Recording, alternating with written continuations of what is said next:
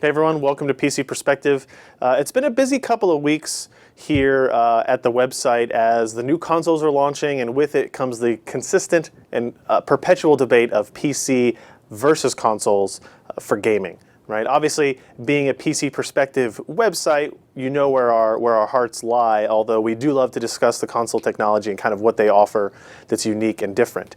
An article went up on our website just this week discussing what are the hardware platform diffences between the PS4, the Xbox One, and a typical gaming PC. And we actually built two demo PCs, one at about $550 and one at about $780, to demonstrate what benefits the PC offers and where it might even fall behind some if you're not willing to spend the extra money. Today what we've done is we've gathered a close proximity to the components that we used in our $780 gaming PC build in that story. And we're going to show you how to put it together, that you can absolutely build a PC. It's very simple to do, that installing Windows is easy, getting Steam up and running and downloading games is just as easy on a PC, if not easier, than on your modern consoles. Again, the components here are not exactly the same as what we picked in the article, but they're close enough, and we'll kind of go through all of those as we install them and talk about the differences. We have our Corsair 200R case right here. It's obviously quite a bit bigger than an Xbox One or a PS4, but this will help us demonstrate how to build a system. You can build them much smaller than this, but this gives you room. If you're a first-time builder, having a little bit of extra space inside your computer is definitely very helpful. We also have a power supply here. This is actually an Antec power supply, but it's equivalent, maybe a little bit higher power than the Corsair we offered in our system build. We have an AMD motherboard here. This is actually an Asus A99FX, so it's a 990FX chipset motherboard. Again, a higher end option than we chose in our build in order to maintain lower costs, but same form factor, same processor installation methodology. We have our AMD FX 6300 processor here with retail packaging we'll walk through. We've got a 1 terabyte hard drive. This is a Western Digital instead of a Seagate. Again, the same thing. We have our 8 gigabytes of Corsair memory that we'll talk about. We have a Radeon R9 270X graphics card. This is actually a reference card, though we did recommend a gigabyte card. We have our optical drive, and we have thermal paste if we need it, although I think we'll end up using the retail grouping here.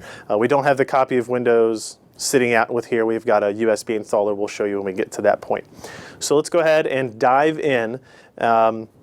Again, for people that have never built a PC before, we'll kind of walk through the specifics of building on this configuration and talk about some of the little catches and things that you may not know or need to look out for while you're building a system.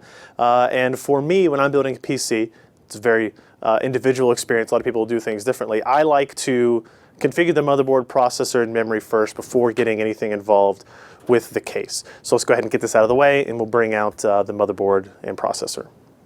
So we've laid out our processor, memory, and motherboard here. We're going to go ahead and unbox them and kind of demonstrate the process. Usually your memory will come in a blister pack. This did not, because we happened to take some that was still sitting around. We've got our retail processor here.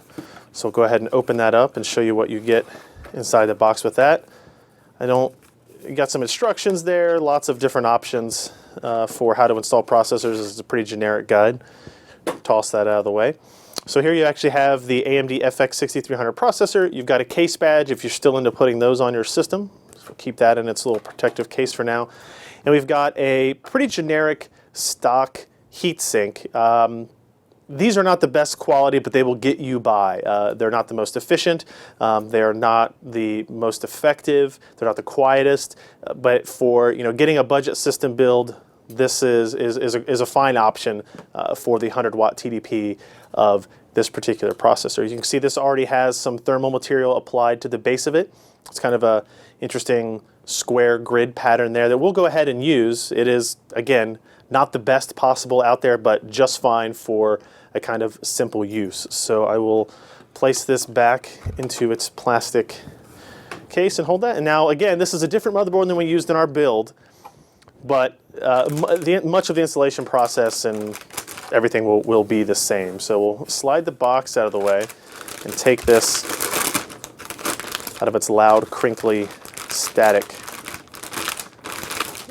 protection here. So here is our motherboard, right? So it's a standard motherboard size, full-size ATX. You've got memory slots, processor socket. These are PCI Express slots that you'll use to install our graphics card or other accessories that you may add later. You've got your SATA ports down here for connecting storage, and these are the external connections that you'll see out of the back of your case. So you've got PS2 if you still use that, USB 3, lots of USB ports, analog audio, Ethernet, etc., etc. Now, what you should probably go ahead and do, what I like to do is I like to use the box as kind of the building platform for this, but you want to make sure you get the rest of the accessories out. You've got your backplate here. This will actually go on the case before we install the motherboard. We've got our instruction manual, and unlike a lot of other tech products where you just kind of toss this out, you should save these because it'll have really important information about postcodes or location of jumpers or memory settings or options and stuff like that. So we'll definitely keep this handy while you're building your system.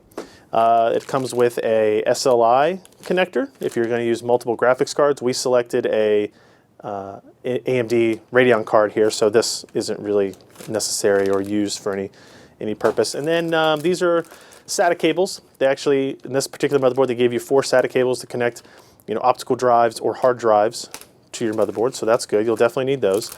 And then these little accessories are one of my favorite kind of enhancements to the PC building process over the last 5 to 10 years.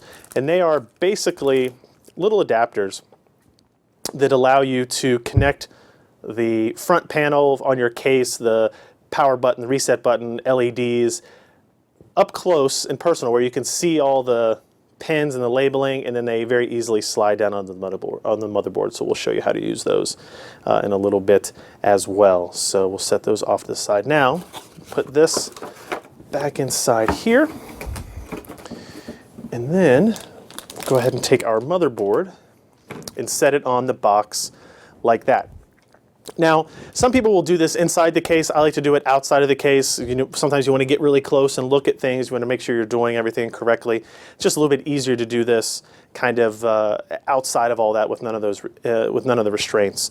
So the first thing that we want to do is we want to install the processor. So AMD processors, unlike Intel processors today, still have the pins on the CPU itself. You'll notice the socket here has just a bunch of holes for those pins to go in. They are keyed very specifically, so the processor will only fit in one particular way. So you want to be careful about setting it down. You want to be careful about these pins on the back. They're very sensitive. You do not want to bend them. And it's easier to do than maybe I'm making it sound. So you want to kind of just grab the edges of the processor like this.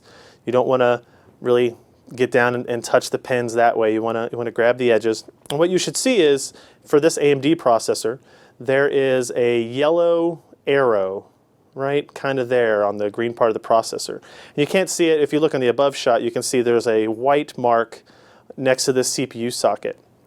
And that those match up. Right? So that's how that processor will actually sit in there. And the installation process is really easy. There's an arm that you push off to the side and lift up, which kind of opens up the ZIF socket, which is zero insertion force, for those of you that want to know.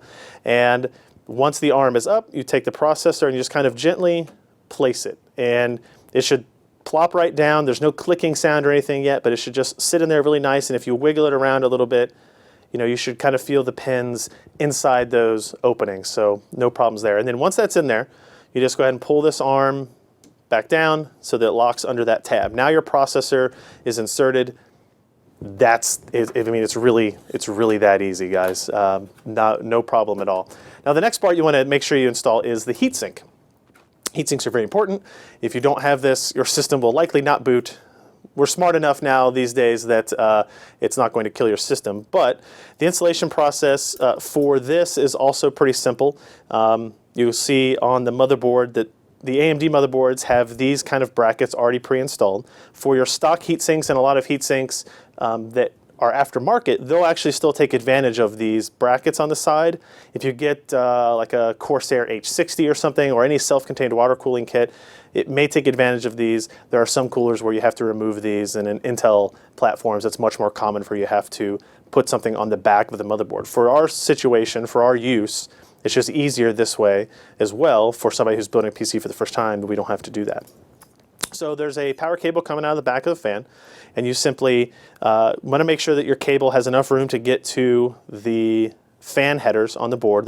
In particular, there's one labeled CPU fan, and you want to make sure that this has enough space to reach there. So we'll go ahead and mount it this way.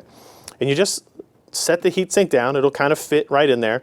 And then one of these arms will kind of basically comes down here and latches underneath that. And so once you do that, you should see that it's already starting to grip a little bit. And then you need to go to this side, and one of these positions is up and one of these positions is down. So you can see here that lowers the arm, and you pull it down into place here. You just got to lose a little bit of force. You'll feel it latch, but once it's latched, it's not locked. You want to actually make sure you pull this up so you hear it click, and now you can feel that it's much tighter. The processor heatsink is now mounted to the processor fairly tightly. Other heatsinks, if you decide to go non-retail, they'll have various attachment options, so make sure you pay attention to the instructions there. And then never forget to install the fan header. In this case, it goes directly behind the processor. It lines up pretty easy. You can see there's a little tab here to line it up, and there you go. If you run into any issues, you don't want this cord kind of getting in the way of the fan, so you might, tuck it in there or something like that. Anything to kind of secure it out of the way. At the end of the build, you'll see that we'll use zip ties if there's any potential issues. So there you go. That's your processors installed, your heatsinks installed. That is, step one of the process. The next thing you'll want to do is install your memory. See here we've got our memory modules. We have two because most platforms, except when you get into the higher end designs from Intel, are dual channel memory. So you want to make sure you have two DIMMs for optimal performance. And then you'll notice if you look at the DIMM slots that they alternate in color. You've got black, blue, black, blue. Those indicate different channels. Now each motherboard is going to be a little bit different. We've kind of standardized now so that if you look at the PCB, you can probably see where it will say DIMM A1, A2, B1, B2. So you kind of fill that up in the order that makes sense. We're going to put a module into A1 and B1. So A channel and B channel both have a memory module filled for the best performance. DIMMs along the bottom, these are DDR3 1600 DIMMs actually. And you'll notice that there is a notch on them. If we actually, maybe it's better to show on this, you'll see along the bottom there's a notch right here. And all you got to do is match up that notch with the DIMM slots. It kind of keeps you from putting them in backwards. And there are some locking mechanisms here, but you'll open all of these so that they're free to have memory installed. On this side, we're just kind of sliding it down into a crevice. Once you look at these up close, you'll definitely be able to tell. And you slide it into place until you hear a click, right? So it should click in place. This latch actually automatically kind of comes up and locks, and you can push it in to make sure that it is latched there. The second module we'll put into the black slot again on this, same exact process. Line up the slots, push down until you hear that same click, and you're good to go. And then I just like to clean it up and make it even by latching those other ones as well. So that's your motherboard is now kind of prepped and ready to go. You've got your memory installed, your processor installed, your heatsink installed. Now we're ready to bring the case back up onto the table and start the next step of the process. All right, so now you've got your motherboard and processor ready and memory. It's time to bring the case back out, and the first step is to take off both sides of the doors. This Corsair 200R has some thumb screws that are pretty easy to take off. So we'll go ahead and remove all four of these. Make sure you don't lose them. Put them in your pocket. Set them someplace that you won't misplace them or drop them on shag carpet or something like that. And removing both doors just makes the whole build process easier in the long run. And then basically the last step will be to put the doors back on. So we'll go ahead and remove these here.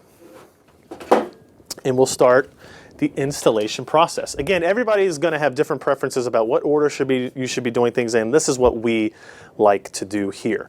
One thing I'll point out here is that there is this brown box down here, and this is actually where Corsair stores all the accessories that you'll need, the screws, zip ties, any little things that they supply with the case are included in here. So sounds like some mounting hardware. So now we're ready to go. I will flip this case over onto its back, and when we do so, you'll see that there's quite a bit. It's quite a bit of space in here to describe. You've got this big opening. This is your back plate here. Your motherboard will mount to this back plate, right? You can kind of see that there's already some standoffs included here. Some cases, if you buy a different case, may have the standoffs in the box with the hardware that you have to put in yourself. Not a big deal. Screw them down there. You might have to have a different kind of ratchet or a pair of pliers to make sure they're tight enough in there. This big opening is if you install an aftermarket cooler or a water cooler and you need to access the back of the motherboard after it's mounted and installed. Handy feature to look for in a case. And then these openings right here that you kind of see around these cables are used for routing power cables, data cables through, help you make the case and system build a lot cleaner. So let's see what we can do here. The first step is going to be to take this motherboard and put it inside the case. Before you do that though, we need this guy. This is the backplate kind of, I don't know what we call it, shield, backplate shield. And what it does is it kind of helps you. It has labels for everything. It tells you where your USB 3.0 ports are, where your audio is, and anything like that. And again, every vendor's will be a little bit different, but they'll all fit into the same space. So what you'll do here, actually I'll go ahead and stand this back up for that, is from the inside of the case, you take this plate, and you'll see when you look in there that there is a perfectly shaped square that will fit in there. And if you push in at some of the corners, you'll feel it kind of click in and latch in. So now once you've done that, we can put the case back down and prepare to install the motherboard. The best option for installing the board, you want to be careful, you don't want to touch, it's okay to touch it, just don't have Dorito hands or something while you're doing it. With that back panel, what you'll have to do kind of is put it in at a little bit of an angle down towards that back panel, slide it in so that the ports actually go through the holes in the back of that back panel, and then slide it down flat. So let's see if we can go ahead and do that without any issue. There you go. And what you're looking for now are the holes in the motherboard to line up with the standoffs on the case already. So what this will mean is, you've got to make sure that everything is, lined up correctly. It can be hard to see, especially in the video. What you may need is a little flashlight, depending on how much light there is in the area you're working, to see that, yes, there's a screw hole underneath all or most of those holes. This particular case, the 200R, has a peg in this middle slot that is actually, you won't be able to see it very much up close, but this peg doesn't allow you to put a screw in there, but it allows you to put that through that hole on that motherboard, or on any motherboard, even micro ATX or full-size ATX, and it kind of holds it in place so that you don't have to worry about holding the motherboard in a particular location while you are attempting to screw down one or more of those openings there. So now we'll go ahead and look at the back. We'll check and make sure that everything lines up. Looks like it does. We've got access to all of our USB ports, our networking port, our audio, all that is there. Nothing's blocked, so it looks like we did that correctly. Now, next step, get into our box, and let's find the screws that actually attach the motherboard to the case. It can be a little bit confusing when you get inside here because there are tons of screws. In this case, we've got screws for mounting fans that tend to be very large threaded. We have ones that are meant for attaching the motherboard, which are finer threaded.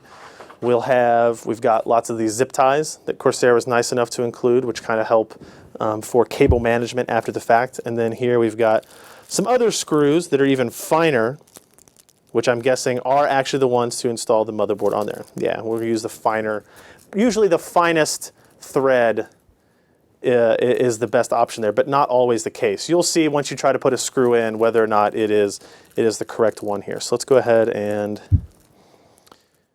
see if this works out or if these turn out to be the hard drive screws. So best option for using a screwdriver with this is to get one that's magnetic. It will save you a ton of headache for dropping screws. Dropping a screw behind the motherboard is a big no-no. You definitely don't want to do that, and if you do, you need to make sure that you get that screw back out, either by picking up the case and kind of moving it around to loosen it up and to have it fall out, or you're going to have to remove some components. So let's go ahead and see if these turn out to be the right screws. Yep.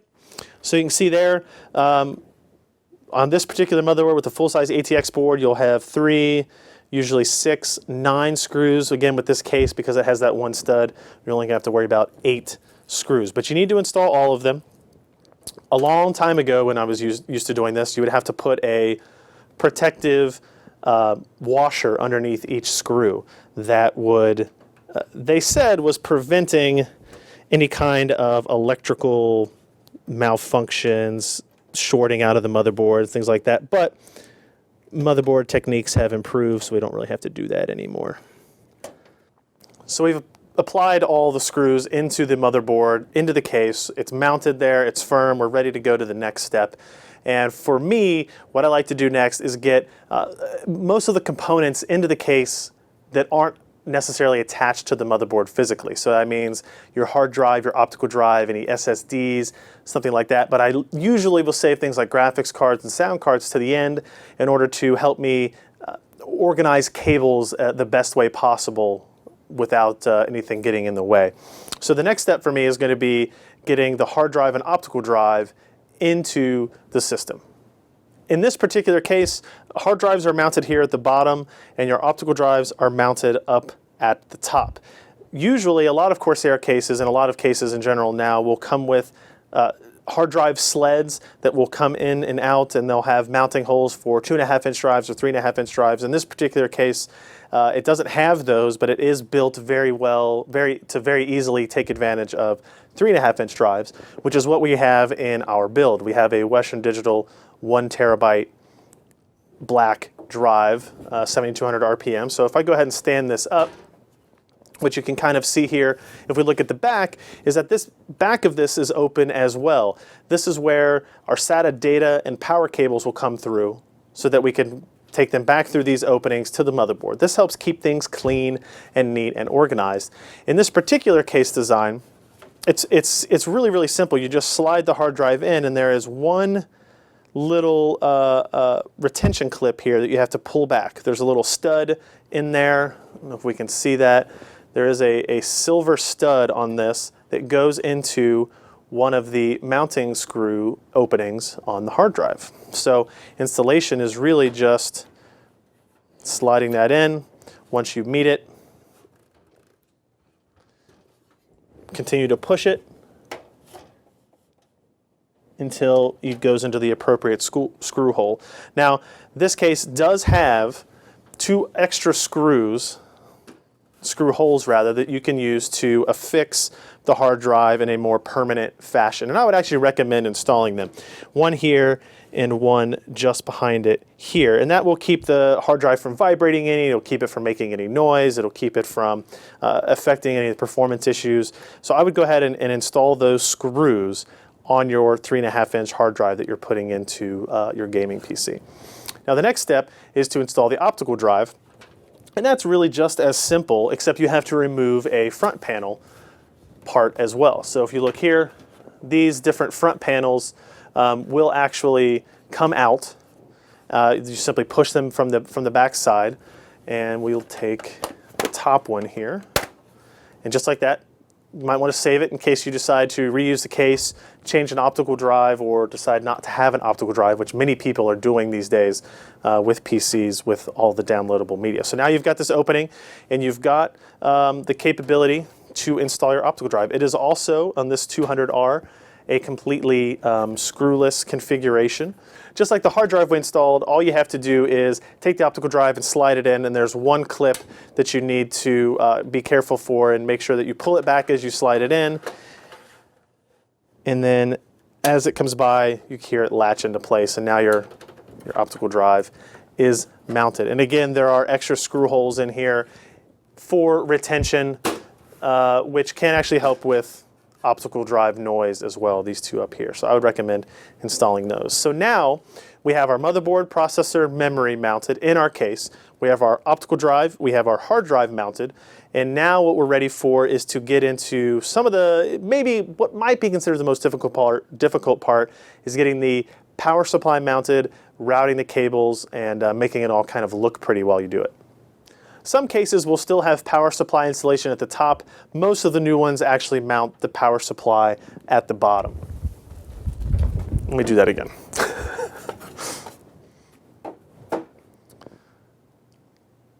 Some cases still have power supply mounting at the top. Most modern ones will actually have them mounted at the bottom, as this Corsair 200R does.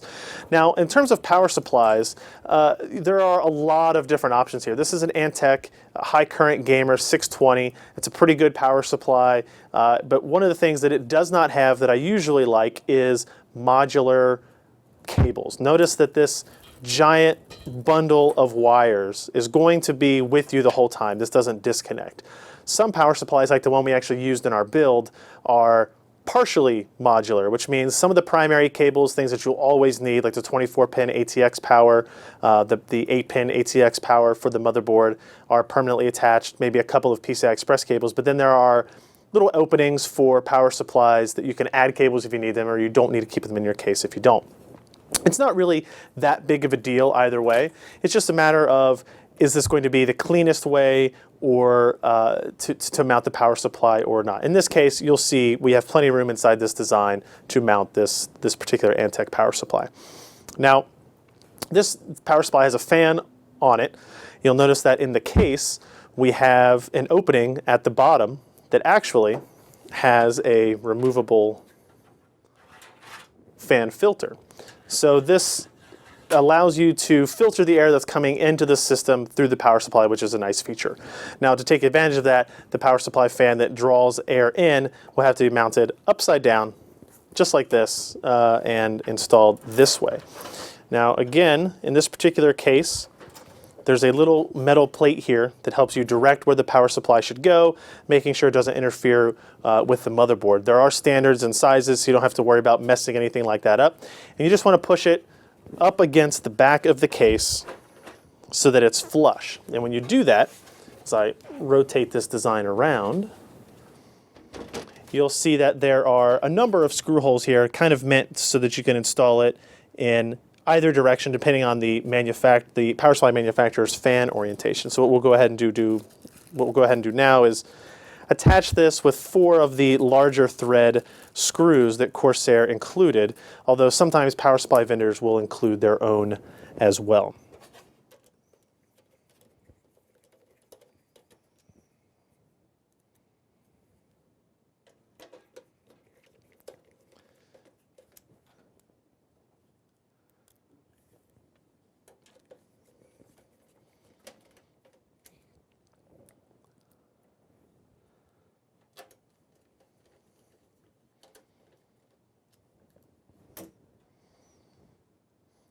Now we've got the power supply mounted inside. The next step is to start to take inventory of all of these cables that are now a part of your system, which ones you'll need and which ones you won't. So you can kind of tie those off that you don't need and tuck them away and organize them. So the biggest cable you'll see out here is the ATX 24-pin connection. That goes in a very specific place on the motherboard right here, and then you have an 8-pin adapter as well that attaches to the motherboard. These are kind of the most necessary cables for getting your system up and running. You'll also have adapters for, like this, that attach to your optical drive and your hard drive or SSD. These are SATA power connectors, and they differ a little bit from what they had a decade ago or so, which was pretty much exclusively these Molex connectors. Some fans, some other add-ons and accessories may still use those, but I think for the most part we can be satisfied with just using SATA connectors. And then you also have PCI Express power connectors, and as you might guess, these are for PCI Express accessories, in particular the graphics card. So our R9 270X will actually use 2 of these, and we'll show you that process when we get to that point as well. So one thing you'll want to do, thanks to these cable openings, is route the power cables that you will need out the back here, up to the back of the case, so that you can then bring them back in where it's most appropriate to maintain a clean computing environment. So what I'm going to go ahead and do now is take these cables that I have decided that we definitely will use and feed them through the back of the case. And then for right now, we can just kind of leave them loose. You want to be careful that we're not bending any of the pins on the bottom of the motherboard or anything like that. Just feed them on through. Some cases will actually have rubber grommets on these openings in order to make it a little bit cleaner and a little bit neater. But that's just, this $200 for the budget did not have those in there. Now, if we look at the back of the system, you'll see that what we have done is we fed these cables out the back, but there's also this other bundle. This bundle is what we'll deal with next. These are part of the case. You have your front panel connections for audio, your LED lights, USB 3.0 connections for front panel as well. So let's go ahead and push these through, keep them bundled together so they stay nice and neat, and then we'll just kind of move them off to the side for right now. We're going to deal with that in the next step. Let's attach the ATX power connector, right? So what you want to do is find a location on on the case rather, that kind of closely matches up with where the ATX power connector is. So here's the ATX power connector. Here's the closest opening. So if you can, what you want to do is you want to take your power cable and feed it through that opening. And now you can see there is a pin you have to match up. There's a locking pin on the front of this cable, and then there's a place where that pin latches up right here. And it's really just as simple as matching up the pins, pushing in. Now you have to use a little bit more force than you might think is necessary to push those in, but you want to make sure you feel it lock into place, and if you tug on it a little bit, that cable's not going to come out. Great, your first power cable's up and connected. Your next one is going to be this 8-pin power connector. Most of us around the PC Perspective offices will tell you that this is our least favorite power cable because of its usual location on a motherboard and how difficult it is to actually install. For this particular motherboard, it is way up in, let's see if I can move that up here. It's way up top here. It's actually above this blue heatsink. It's this little blue connector right there. And I think we'll be able to slide this ATX. Yep, that worked out pretty well. So now you can see we've got this, our 8-pin power connector, which is actually kind of split into 2 4s, directly above where the actual connector is on the board. So we kind of have to twist it a little bit to get it into the shape it needs to be in. And make sure all the openings line up again. Push in place till it locks, and there you go. Now you have your primary ATX power connections for the motherboard from the power supply connected. They're routed very well. You can tell that we've already got power to the board, and it's not messy inside, so that's a plus. Next thing I'll do is install the power for the hard drive and optical drive. So again, because of the way we mounted the optical drive and hard drive on the back of the case, it's pretty easy to get to. So here's our SATA power cable, and here you can see our hard drive is mounted here, and our hard drive is mounted here, and our optical drive is actually mounted back there. So installing these power cables is really pretty simple, and we'll have a couple of different options in installing it like that. That's part of your result there. Now, as it turns out, this cable is not going to work for also reaching to the optical drive. It doesn't look like in any configuration, whether or not we use the first in the series or the last in the series for it, that will work out. So what you'll have to do is you have to actually use one of the other cables that we had kind of left bundled up. So let's go ahead and make sure our hard drive cable is connected, and then we'll look to the front here and see what other cables we have. Some power supplies will have different cable retention mechanisms for this, and this is again one of the benefits of modular, either fully modular or partially modular designs, that they let you kind of pick and choose what you want. So what I did was I found another SATA power cable here, and I will go ahead and rebundle up the Molex connectors that we are not going to be using on this system. It keeps things neat and clean. All right, that wasn't too bad. So now what we'll do is we'll take this cable, we'll feed it back through that same opening. No, actually, we'll feed it back through the same opening. And this might seem a little bit roundabout way to do it. We'll feed it through all the way to the back here. And then we'll actually take it back inside the case up top. And what that allows us to do is get to the optical drive without creating a lot of cable clutter inside the design. So if you look here now, we can simply line up the power cable. Make sure you note that there is an L shape to this power connector. It's not perfectly flat. So match that up with the Blu-ray drive that we have installed, and there you go. Now we have, pull some of the excess of that back out, so it'll be easier to clean and get to. And there you go. So now we have everything powered except for the graphics card because it's not installed yet. And we are ready to move on to the next step, which is going to be installing the front panel connectors and the front panel USB.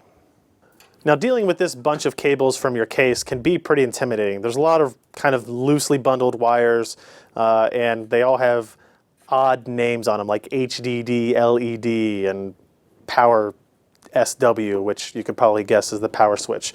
So go ahead and remove that twist tie, but you might want to save it because you never know if you're going to want to use it again to clean all this back up. So let's separate these a little bit and see what we get. So these very thin wires are your front panel connectors for, as you can see here, we have power switch, we have the hard drive LED, we have the reset switch, and we have the power LED positive and negative. So those are here, and what we'll do with that is, remember those little adapters that I mentioned at the beginning when we unboxed our motherboard, this little white square.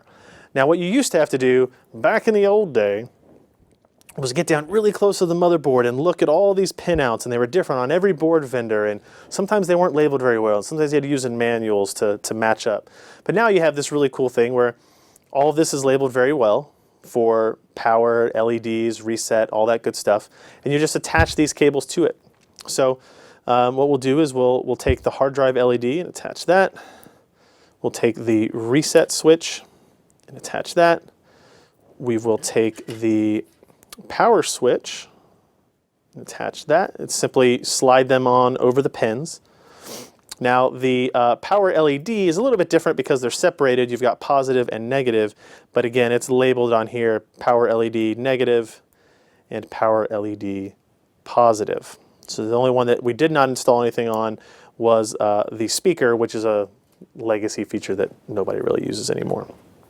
So now what you do is you take this block that has a very fixed form on it. You look at the pinout on the back and you can kind of make sure that it matches the layout of the pins as you're going to install it. And you can see that all you have to do is put that whole block on there like that, and boom, all of your front panel connections are ready to go. You still got a little bit of cable clutter we'll deal with in a second. Now the other two cables attached in this bundle are, this one is labeled HD audio, and this is for your front panel audio connections, your headphone and mic jacks up front. If you want to use those, we'll hook that up. And then this one is labeled USB 3.0, and again, that's for the front panel headers. So you have easy access to USB 3 ports on the front of your case. So to install both of these, the USB 3 one's actually pretty easy. On the motherboard, in the manual, you can make sure you're looking at the right place, but there's this blue little header, and it's actually labeled USB 3, and it's meant for extra USB 3 connections besides the one on the back of the case. And the connector is keyed, so it'll only install in one direction, and we simply push that into the opening like so.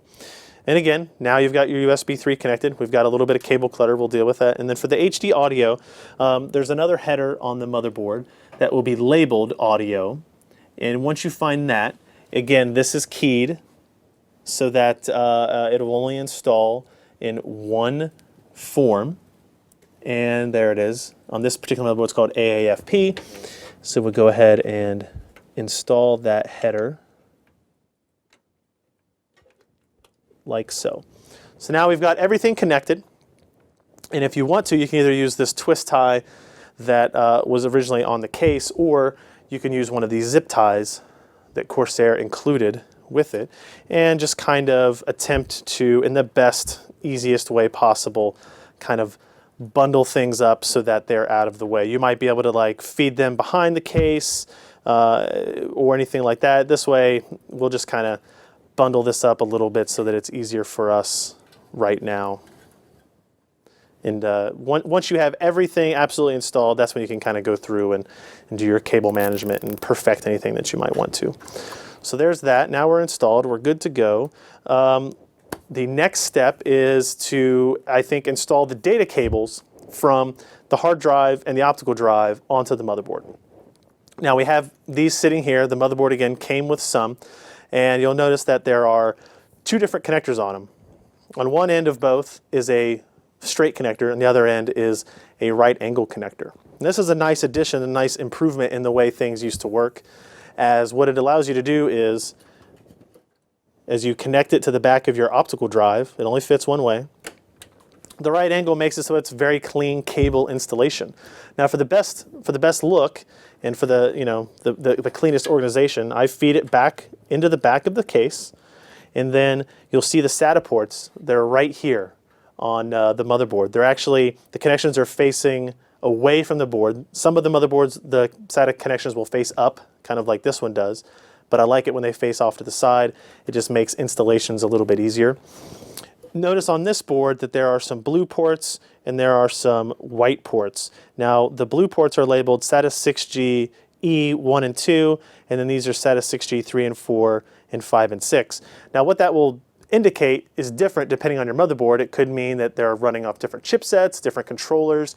Check your motherboard to make sure. I'm going to go ahead and install this into one of the white ports, as I think that will provide the best compatibility for that optical drive on the chipset. So the next cable we'll use here is for the hard drive, which is down here. I'll go ahead and first feed it through to get a connection to the SATA port. Again, it's really simple, just locks in. And then what we do is, if we look at the back, you'll see we have our SATA cable out here like this, and we attach it to the hard drive like so. Not the cleanest option there. Again, cable routing kind of all happens at the end, but as you can kind of see, you kind of tuck things in and it starts to look pretty neat already. So that is our front panel headers. That's our SATA data cables. All that's really left is we have these two fans on the case. We have one in the back and one in the front that we need to connect, and then we need to attach our graphics card and power it, and that will be all for the hardware installation side. All right, to install and power these accessory fans, you've got one here in the front that is going to help bring cool air in from the front of the case, pass it through all of your components, help keep everything cool, and then one that's going to exhaust it out. So I went ahead and took the twist ties off these cables, and the headers on them are pretty simple. They're simple 3-pin connections, and you can basically install them in any fan header on the motherboard that isn't already in use. In our case, this motherboard has one that says CHA_fan3, which is chassis fan 3. So what I'll go ahead and do is install that. Even though this is a 3-pin header and that's a 4-pin connection, you can install it on the 3 pins that's keyed, so it'll only install one direction. And then what you should do is make sure you get this fan cable out of the way some. We'll include it with our bundle of front panel header options, so it doesn't interfere with the fan blades. And then on the back here, we'll do the same thing. We've got this cable. We found chassis fan 1 and chassis fan 2 connections. Go ahead and attach it to chassis fan 1. And I would probably reuse the zip tie there to make sure that that didn't interfere with the fan, but we can kind of tuck it away for now. So now we've got our chassis fan is installed. The next and last step for our hardware build is to install the graphics card. And here we have it here. This was our reference R9 270X. If you go on the build specs that we use, it'll be a slightly different look, but it's a retail card. And this is going to go into these PCI Express slots that you see here. There are a whole bunch of them. We've got 4 of them available, but the one you want to use is the one closest to the top. This one here is the primary PCI Express slot. That's the one we're going to actually install it in. To get it in there, you need to remove a couple of these back panel covers. And what this does is allows room for the connections on the graphics card to poke out and be accessible on the back of the case. So we'll go ahead and remove these 2. There are thumb screws, but sometimes they can be a little bit hard to get to, so they have standard Phillips tops on them. So we'll go ahead and take those out.